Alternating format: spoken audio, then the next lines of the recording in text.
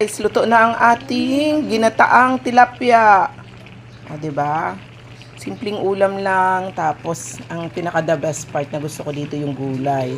Tapos, yung gulay mo is libre pa. Diba? Dahil tanim ko nga ito doon sa bakanting lote na kapitbahay namin na wala pang nakatira. Tinaniman ko muna ang kanyang garage area. O, ayan. So, syempre, pag nasa province, mas masarap ito. Kasi, syempre, mga isdang iba't ibang klase ang pwede nyong maluto. So, dito sa Manila, favorite namin ay tilapia at bangus. So, mamaya, yung isa ko pang recipe, ang partner nito ay piniritong dulong na merong itlog. Alam niyo yung dulong, yung maliliit na isda. So, yun ang partner nito. Si husband kasi ang hilig ng may prito.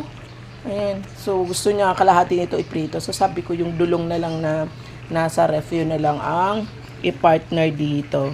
Kaya, ayun. So, yun ang next nating recipe. By the way, nagamit ko na yung aking kawali. O, ayan, diba? So, ganyan, guys. Talagang kusina master na tayo. Ayan. Dati, puro lang ako online selling. Diba? Ang tagaluto si husband.